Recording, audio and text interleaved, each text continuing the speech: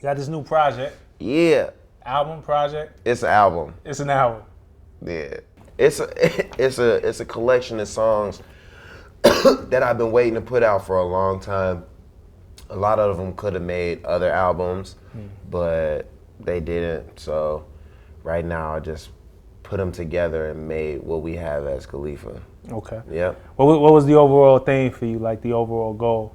The overall goal was to achieve a sound that I know a lot of fans connect with. I go on the internet all the time and they tell me about songs like This Plane and Cameras and like shit that, you know what I'm saying, really motivated them and helped them in points of their lives. And I figured it's really important for me to key in on that, you know, moving forward with me having my son. I wanted to make some music that he could actually listen to, that I could ride in the car and bang while he's there and not feel crazy about it, you know what I'm saying? So it was just a combination of things. It's just growing up and seeing the industry for what it is. And I don't have a lot of people around that I thought were my friends before. And it's just being happy with that separation and being back to being, you know, myself. All right, and then, you know, production-wise, we were talking about this a little bit earlier. Like, majority of the production is Eden, Germ, Sledger. Yeah. Which is like the core Khalifa sound. Yeah, definitely. And it's appropriate with the name. And I did that on purpose because, like I said, a lot of those songs didn't make my albums due to like politics and things like that. And like I said, where I'm at in my life and career, I feel like I let go a lot of those things and I've sort of gained control over what people think you can't have control over. And creatively, I want Khalifa to stand on his own. And the only way for me to do that, I feel, was to, you know, go back to my original production. When would you say you started the recording process? Like, I mean, do we go as far back as rolling papers for some of these songs, or like the range of when these songs were created? Nah, we don't go as far as rolling papers. Probably like right before O and IFC. Okay. So I'm 28 now. Some of these songs is from when I was like 24. Right. That's how far they go back. Dope. Yeah. Well, I want to get into a couple of them, break down some of these lyrics, bust down some of these song meanings. Let's do it. BTS. The intro to the album sets it off. Yeah. What does BTS stand for first? Behind the scenes. Behind the scenes, okay. Now, if you had to pretend somebody never heard this song, I heard them this morning. Describe this song. Like, how would you describe this song for somebody who's never heard? It starts off humble beginnings, rich ass endings. That's it right there.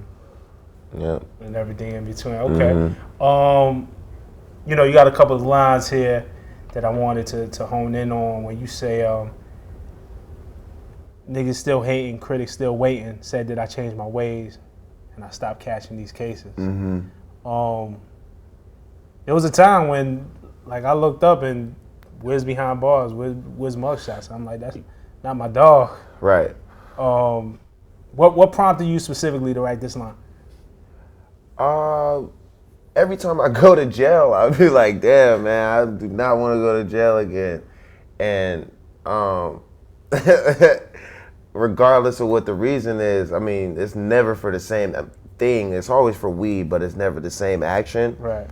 So that was just me saying, you know, I'm gonna clean it up, you know, and just I'm not proud of all of that shit. Right. Yeah.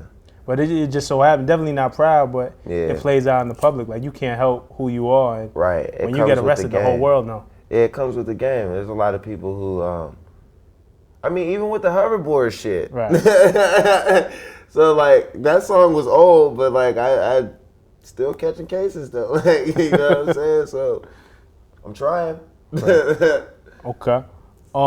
Tatted everywhere, my whole body full of scriptures. Pull up in the Phantom, paparazzi taking pictures. Word. The tats, man, like, I remember when tattoos and hip hop, it just wasn't the thing to do. It wasn't the norm, and it's more accepted. You were one of the early people with ink culture and tattoo culture. What's the latest tattoo that you got? I got Willie Nelson on my foot. I got 87 on my knees, which is healing. And I got ID Labs on my calf muscle. I'm still getting tattoos. My goal is to be completely covered. I kind of chilled on it because, like you said, it got a little weird. But I was looking at old pictures of me and my homies on stage, and we all had our shirts off, and like it just reminded me of like how important that shit is to what we do in the gang and being tailored. Mm-hmm. Yeah. Okay. Is there any place on your body that you absolutely won't tattoo, or when you say full body, you going full body? Well, I'm gonna stop like at the mid region, so like, you know, front and back, like right here, but pretty much thighs all the way down. The foot's done. About to get this foot done. So, you know. Okay. Mm-hmm. Penis tats, ass tats, and no. Nah. Okay. That's a little extreme. Okay. You know, man, I don't think you get enough credit for your rapping. For your rapping. Here's a rap line. Throwing signs to my man like he a damn picture. Some shit you can't witness. Mm-hmm. Just break down the thought process, the wordplay that you're doing there. If you ever seen anybody stack, like in a gang, and then you ever seen somebody who's trying to, like in a baseball game, and like the catcher, he's throwing the signs and shit, like it looks like the same thing. So it's like, I just imagine myself like in the club, like with one of my niggas like stacking, and then that's what it looked like to me. Right. Yeah. You think you get enough credit for lines like these, for kind of the imagery that you paint? I don't really look for credit, cause I listen to Biggie, and there's shit that he said in the 90s that I'm just now getting now. Right. And if I could be that dope, then I'll be all right. I had this conversation with somebody earlier today where he has the line say, I be more going than Freeman. Mm-hmm. And it was about a year ago I just got that line. Right. Like I thought he was talking about like in the slave era, when you was a free man, you know, you was gone, you was out of there. Nah, he said Morgan. Yeah. I felt like a real idiot. Nah. Like, this is like a year ago. I've been living with this album for like 20 years. Yeah. I'm just like. But when it smacked you, you was like, what the fuck?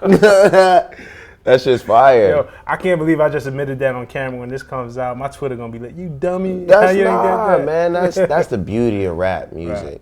When you're a really good lyricist, I feel like you got hidden treasures. And if you give it all away, like, you know, I'm really horrible at explaining myself. Right. You know, I just do it. I got you, don't worry. Cowboy. Yeah. This is different. This reminds me of like, you on your real slick Rick storytelling. Yeah. Describe this song and tell us what this song is about. I love this song because it's a good story.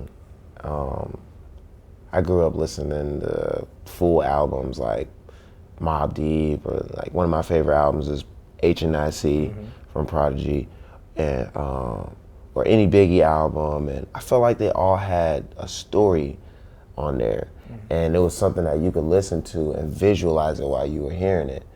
And I was always good at writing stories, but I never got to really flex that on one of my albums, so that's why I did that. It was really the first time. Yeah. I mean, man, I did it as a kid. That's what's crazy.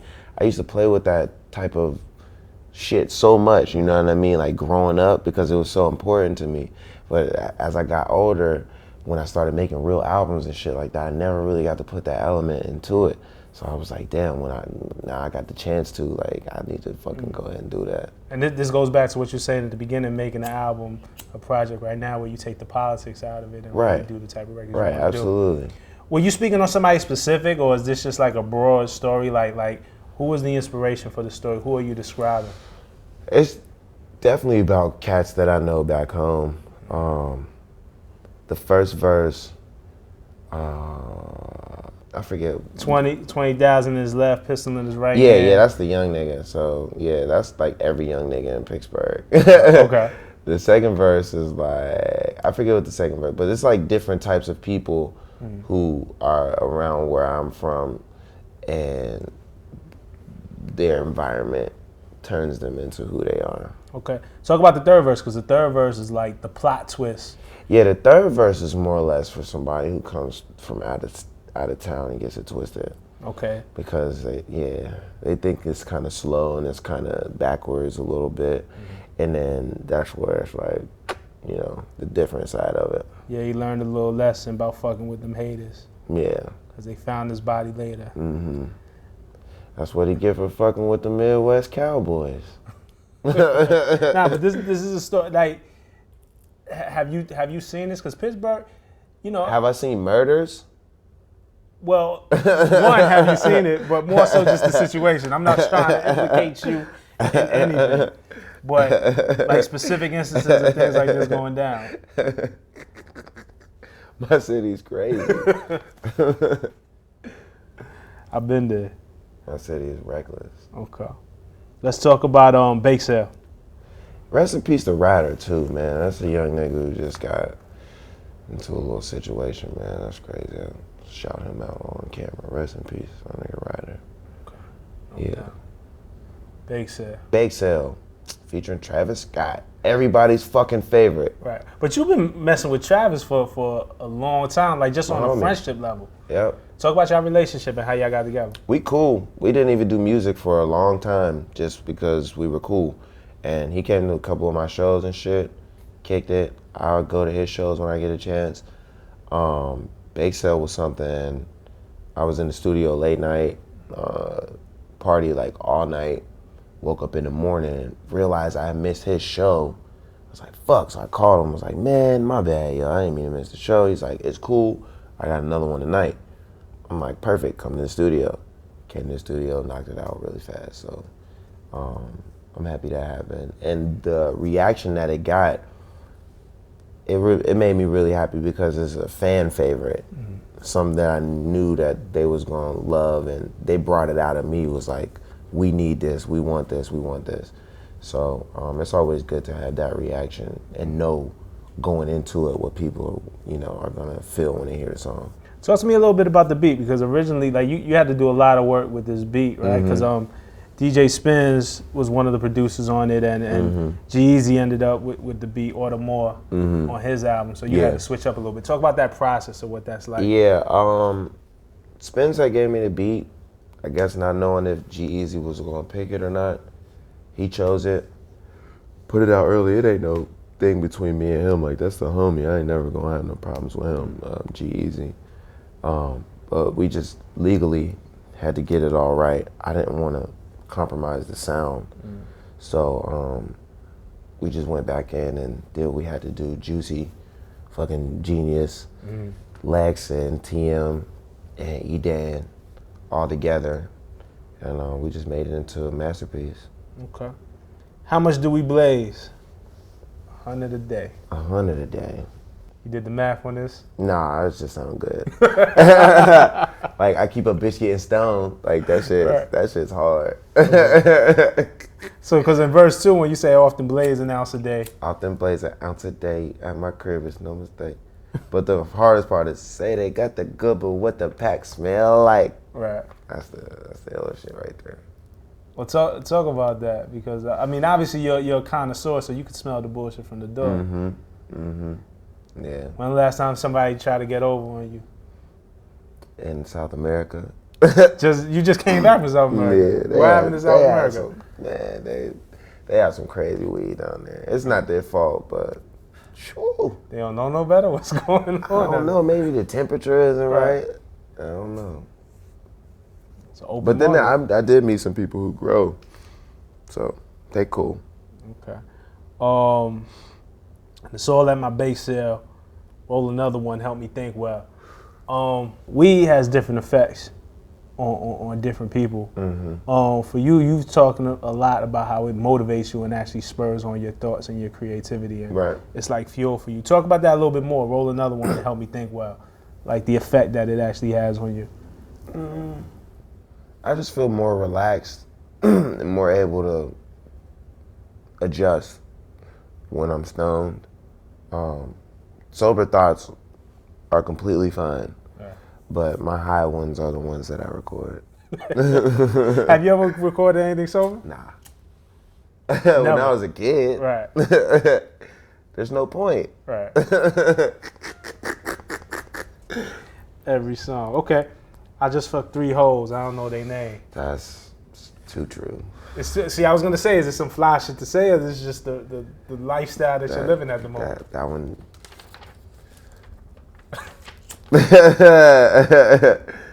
This might be my favorite track. Zoney. Oh, that's my favorite too. See, you agree on something. Describe this song, man, because there's a ton going on here. If you could break down this song. I like writing songs like this. I get to really express myself, and without preaching too much, you know. Cause I got like I would say like an edgy side, but I'm a rebel, you know. I don't really follow the rules, and a lot of people, they go with what I say because it makes sense and it's peaceful, but it's all about making your own way. So anytime I get the chance to express that, I love it. And in that song, it just takes you to another place. And I put Sebastion on the end of it to kind of just bring it all around so you can see the evolution of me as a musician, as an artist, as a man. And I just kind of put it all into that one record. Cool. On the hook, you know, I can't be home, gotta be away. I wasn't even necessarily talking about Pittsburgh when I was saying that. I was just talking about a person in general. You gotta spread your wings, and you gotta be comfortable with that. And that song is gonna make you comfortable knowing that you got bigger and better things to do than your surroundings. So that goes for, you know, the kid in Indiana, in Texas, and LA, you know what I'm saying? Because the world is bigger than LA. The world is bigger than wherever you're from.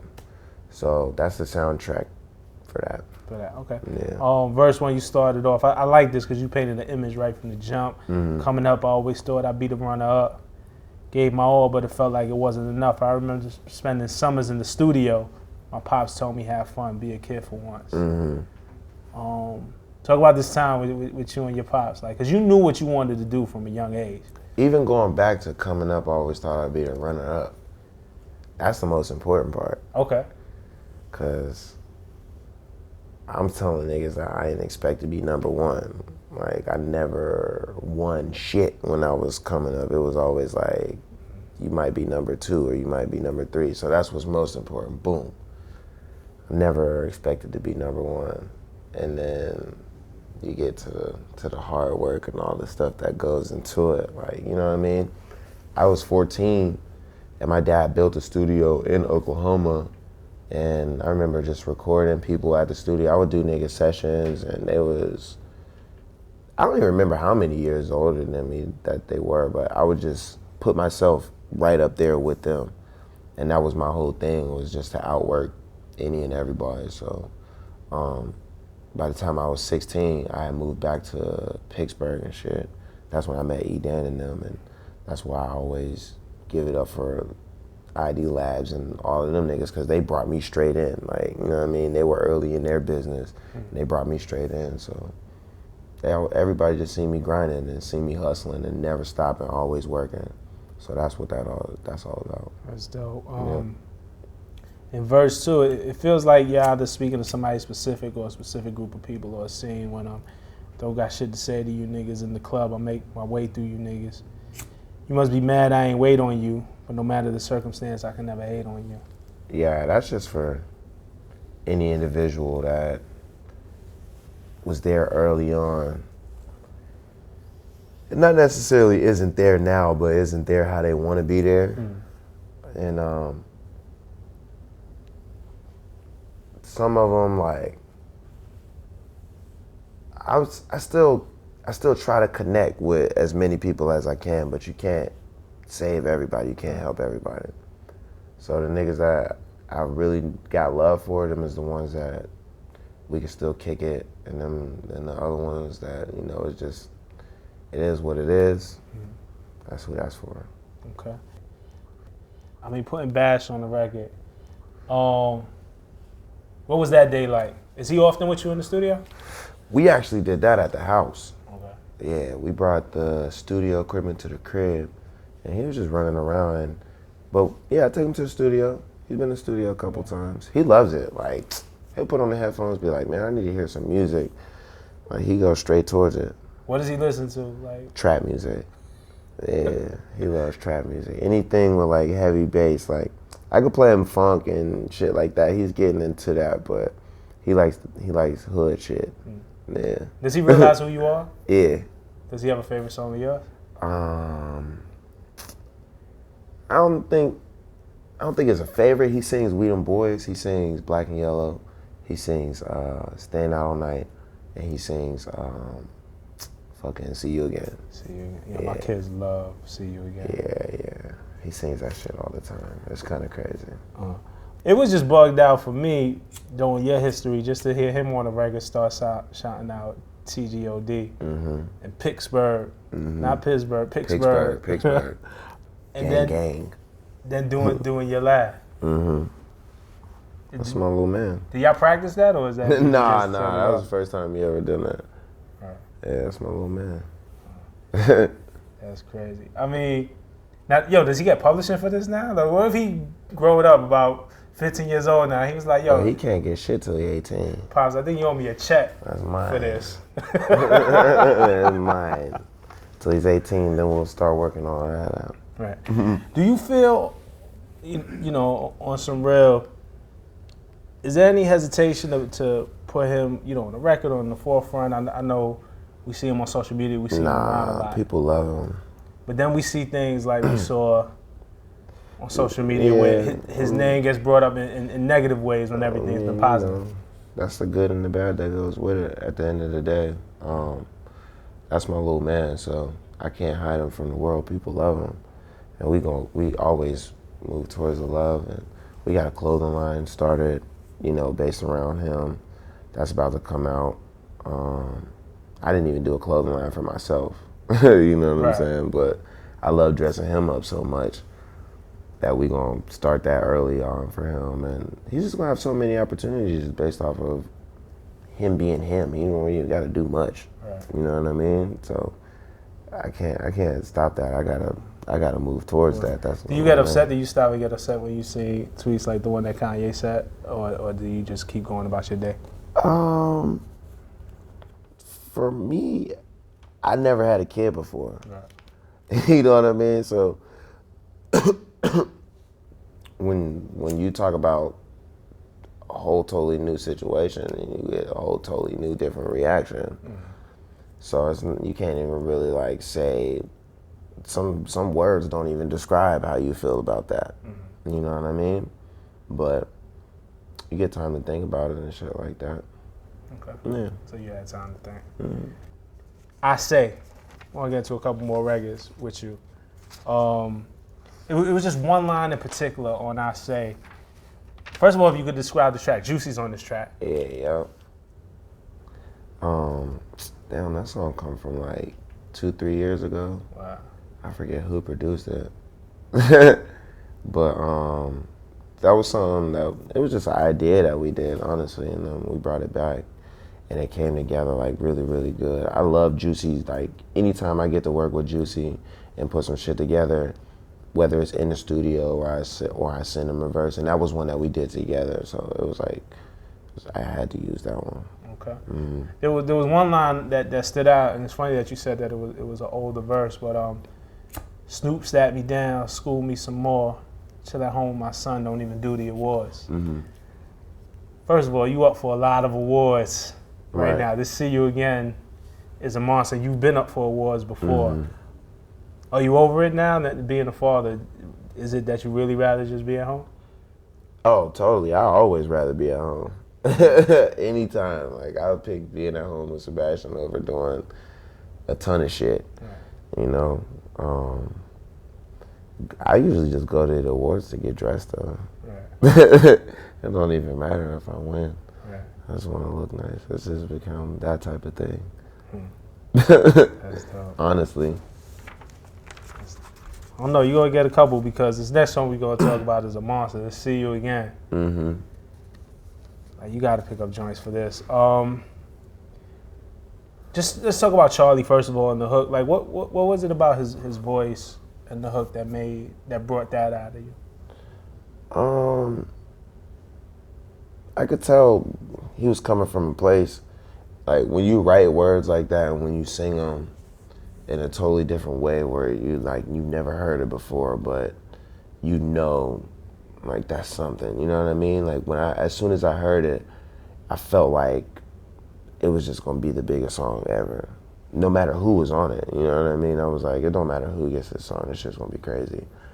But I was able to personally just attach myself to it, kind of make it my own and make it relatable for a lot of other people too, and that's what brought it to life. He had said, because he did an interview with us, he said he didn't even know he was going to be on the song. He thought he was just doing a demo or reference. Yeah, it was. For somebody. They was just going to put some famous fucker on there and do what they usually do. But we kind of fought for it. Right. Yeah. Charlie said, he also told us that when you guys first met, it was awkward. He says that you didn't really say much, and then after 20 minutes, you offered him a sour cream potato chip. Yeah, I don't never talk to nobody. I'm an awkward dude. Do you remember this, though? Yeah, it was in Philly. I met him at practice and shit, but like, yeah, it's cool. That's just me, you know what I mean? I throw people off. But Charlie's my man, though, so I don't feel no type of way about that, but that's my nigga. But people in general, they get thrown off by me, but, you know, it is what it is. But obviously the ones that you love and special for you, because you've expressed it in the song. I mean, when you rap about brotherhood, you know, the love will never get lost, and when brotherhood come first, then the line will never be crossed. Mm-hmm. Who are the people, I know you keep a really tight crew, I've been around you for years, and it's the same guys in your circle that have been there for years. Yep. When you spit a line like this, when you write a line like this, who are you envisioning in your head? Of course, my people like Sledger and Will, Lonnie, Breeze, Motor, Chevy, Louie, all my producers, E-Dan, John, Ricky P, everybody who been there, if we went to jail or if we was riding out, but it's just, I like to lay down the rules, you know what I'm saying? And that's the code that me and my niggas live by. And you'll meet a lot of people along the way, and just out of good nature, you'll try to make them, you know, your friend or somebody that you believe has the potential to, you know, do the same things that you do. And those people will let you down. And it's like, all right, I knew at the beginning that you wasn't my people anyway, because you crossed that line. So I'm not really like bothered by it. I'm sticking with my real ones, and the people who are on the other side, they just gonna stay on the other side, and that's it. This is a pretty big, huge song for you. Yep. Like, for the world. Mm-hmm. How do you top it? If I know you, you're already thinking like, man, I could do better. Like, I could do better. No, I'm not even thinking about that. I'm just thinking about putting out dope albums. My main thing is putting out really good music, putting out some dope merch, and just getting back to what is fun for me. Oh my God.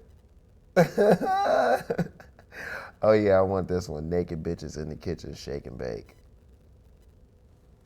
There are naked women. Shake and bakes means that they're shaking their ass and twerking and smoking weed. This is awesome. Shake and bake, manufactured by Kraft Goods, is a flavored breadcrumb style coating for chicken and pork. The naked chicks may cook, shake, and bake in the kitchen. It's the first one. There are two meanings. They're right. You sure? You can tell them too. You hit them, you like, listen. I fuck with it. I fuck with the first one. That's what I can say? Yeah. I fuck with the first one.